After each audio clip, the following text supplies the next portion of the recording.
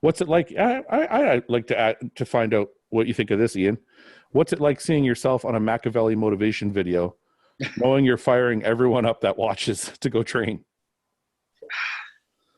That's a hard question to answer. I mean, it obviously is a good feeling. I mean, Yeah. It just becomes like, it's a very natural progression in bodybuilding, these kind of things. It'll be like, your following slowly grows and more people get motivated by you and more people comment on your pictures and more people use you for motivational videos. So it's not just like one day you wake up with 500,000 followers and you're on every Machiavelli video. It's just like asking like, how does it feel to be 300 pounds? It's like, well, I didn't just wake up from 160 to 300 one day. It's like, it was a very slow progression of gaining that muscle. So it's always just felt like my normal. That's a good point. If you talk to, I've heard, like, I watched Joe Rogan's podcast. Yeah.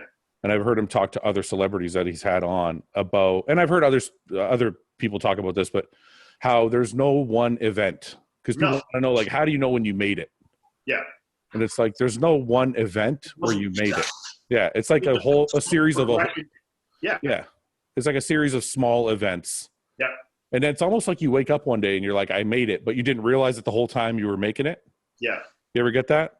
Yeah. But I mean, the thing is, it's ever changing and evolving, because like even now it's like to 90% of people that are lesser bodybuilders than me, I've made it, but to me, I haven't, know?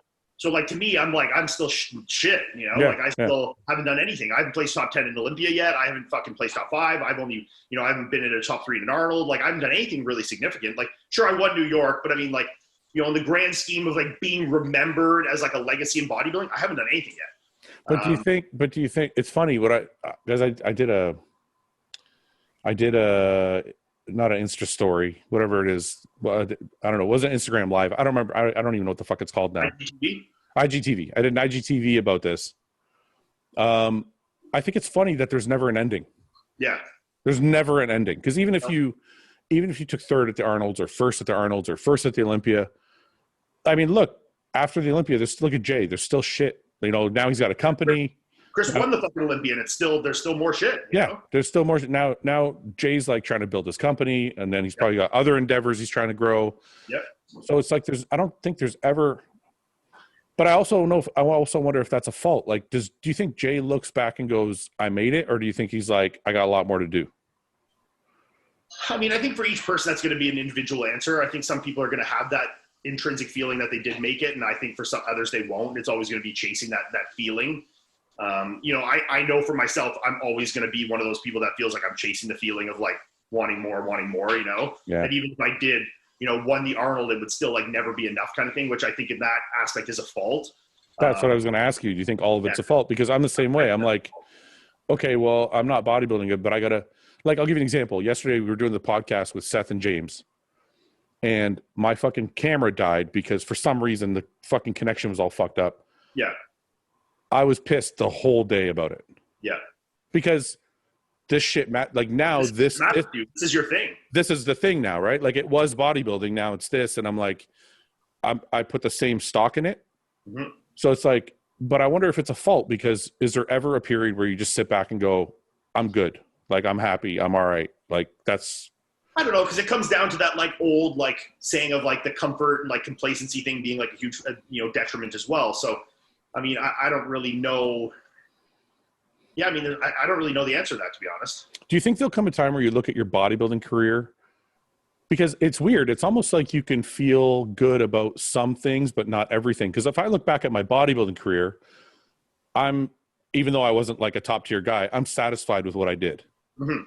Because like when I started, my goal was just to win a show. Like that was it. And I probably set the bar too low for myself. I probably should have set it higher. But my ultimate goal was just to win a bodybuilding, like just to win an IFBB show. Yeah. So when I look back, I'm like, well, I achieved everything I wanted to. I made a career out of it, blah, blah, blah, blah, blah. So I'm okay with it, even though I'm not okay with everything else. Yeah. That's probably the healthier way to go about it. I would think so. Yeah. I mean, being at some level of peace with it, I think is the healthiest way. Yeah. Do you think you'll get there? Or are you the kind of person that's always going to be like, I could have done more? I don't know. I mean, it's really tough to say. I mean, like, yeah, because but it really comes down to that. I mean, you accomplish the goals that you set out for yourself, whether you think you set them too low or not. If I say I retire and never accomplish the goals I set out for myself, maybe I'll feel that way. Yeah. If I accomplish the goals that I've set out for myself, then, maybe you know, I'll feel somewhat at peace with it. I mean, it's hard to say, but I mean, like, you know, you've obviously, you know, coming to the twilight of your competitive career and like, you know, moving into something else to put that energy into, you know, I think it's giving you a good transition into it. I think a lot of guys have a lot of issues when they go from like their competitive career just to nothing, you know? Yeah. And I think that's where you get the hardest transition. And you get a lot of guys feeling lost and guys feeling regret and guys feeling they never did enough. And you get guys like making comebacks 5 years later that suck and, you know, injuring their, putting, you know, doing their health, you know, a disservice to their health and stuff. So, you know, I think the way that you've gone about it is definitely one of the healthier ways, you know, being content with what you accomplished, you know, and the goals that you had were sufficient to you, and then transitioning into something that's still within the realm of something you're passionate about, you know, and coming at from a different spin, but still like providing, you know, something to the bodybuilding community, right? Do you think it's wrong to, do you think it was wrong to set the bar low? Like wait a minute. Relative term. See, this is the thing though. You're saying low now because you've accomplished it and it's done. It didn't seem that big to you. But when you were just starting bodybuilding, winning a pro show was a big deal. Yeah. You know, like when I started bodybuilding, when I did Tampa or Orlando with you at the beginning, if I knew I win 2 shows by now, I mean, that would have been a huge deal to me. But now I've done it. It feels like I've fucking done nothing, you know? Yeah. So, I mean, like, it's always, like I said at the beginning, it's always ever changing. Like, there's ebb and a flow to it that's always going to change, you know? But let me rephrase, because I'll tell you where I made an error. So when you started bodybuilding, did you ever have an ultimate goal, or were you just like, I'm gonna make goals as I go? Because my ultimate goal when I started was just win a show. I want to win an IFBB show. Yeah, I'll be completely honest. I just never had any. I just liked what I was doing, and I just kept doing it. No, I know, but did you ever reach? Okay, let me rephrase, because I didn't have that goal when I started. When I started, I was like, I just want to win a show. Then I was like, I want to turn pro. When I turned pro, I was like, I just want to win a show. Yeah. And maybe because it took so long, that became the ultimate goal. I don't know, but that's where my goals stopped. So what I'm asking. So let me ask you: what if you'd set that goal going into it? Is I want to be, you know, I want to win the Arnold, and now you've retired. You have not won the Arnold. How do you feel? No. And that's kind of the point I'm getting to is I would feel upset. But there's the flip side of that is this. What I'm trying to say is like, I set a bar that I don't think was high enough. And when I achieved it finally, I kind of lost a step, I think. Yeah. Like it's like, imagine you said to yourself, the highest bar to set is I want to win the Olympia, right? Let's say you said to yourself, I just want to win an Arnold, right? And it took you 10 years to do it. By the time you're 35, you win the Arnold. Do you lose a spark, or are you like, okay, now I want to win the Olympia? Like, does it drive you further, or now are you like, I did what because I feel like that's the fault I made was. You accomplished it and then lost the spark because you like, I've done everything I set out to do. I mean, I still obviously love bodybuilding as much as I did, but as far as competitive bodybuilding, I'm like, I kind of did what I wanted to do already. Yeah. I mean, it's tough to answer that question, really. I mean, you know, because I look at it like from someone like Chris, and, you know, obviously you have these goals and you won the Olympia so young, and it's like, what now? Yeah. You know? Yeah. He's 25 years old. He's accomplished everything he can accomplish in the sport. Yeah. You know, like I've had this conversation with him. Is like, is it kind of underwhelming? You know, like you won it and then that's it. Yeah. Whatever you win now will never be better than what you already accomplished. You know, that's what you know what? It's crazy you said that. You have the best example of what I'm trying to talk about.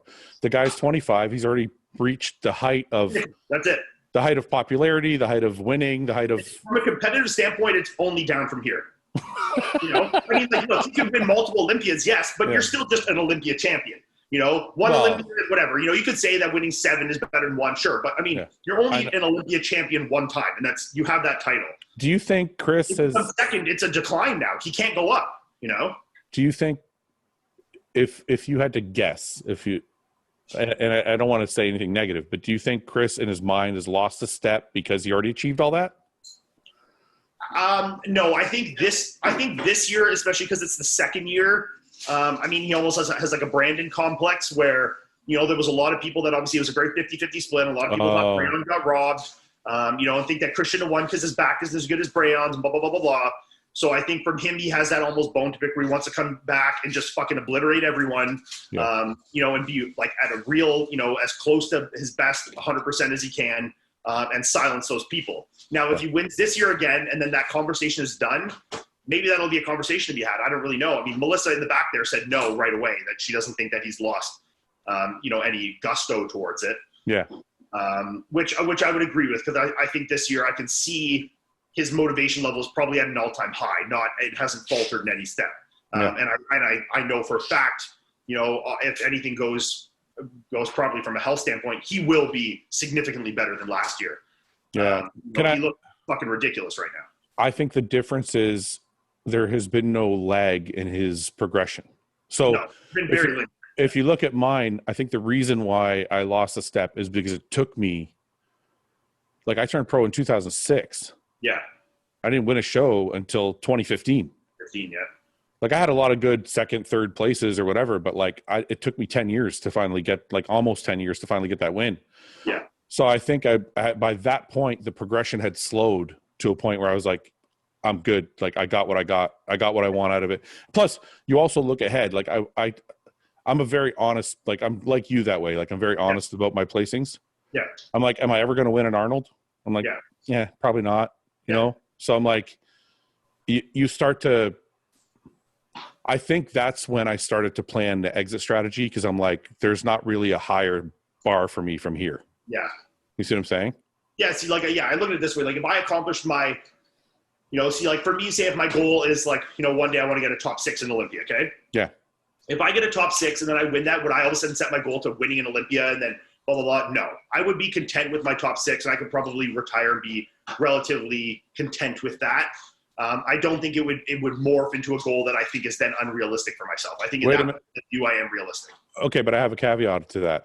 Sure. What if this year, because that's what I mean about the progression taking too long. This year I come 6th? Yeah, like what if this year you were 6th? I think it would actually do the opposite. I think it would actually fire you up to keep going. I think it would fire me up, yes. But I think if it took you 5 years to do it, then it might be a different story. You know what I mean? Like, I think the progression of time is what changes the...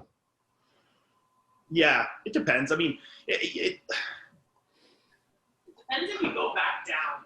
Yeah. She says it depends if you go back down, if you have like dips in between there. What if you don't? What if, I know this is all hypothetical, we're just playing a game, but like, you're 30 now, right? 29, 30, yeah. Okay, so 29. So let's say age 30, 31, 32, 33, 34, you take 8th place at the Olympia every year. Mm-hmm. Then at 36, you place 5th. Yeah. Are you like, I nailed my goal? Or are you like, oh, fuck, now I got to keep going. Now I got to turn it up a notch and go the rest of the way, That's right? what I was going to say.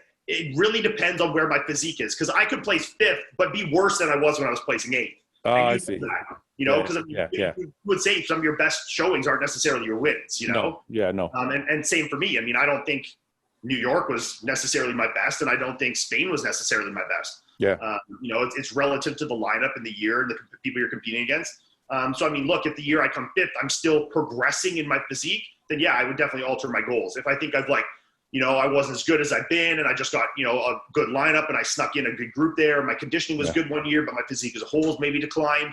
Yeah. Then yeah, I don't think I would reassess. But if I thought I was still on the up and up with my physique, then yeah, I would reassess. Yeah. That makes sense. Thanks for watching. Please subscribe, share with your friends, and like the video. And if you get a chance, check out the description for all the different links to all the different places you can find Hostile and myself. And lastly, check out hostile.com for our new line of supplements and all of our apparel and gear. Thanks again for watching.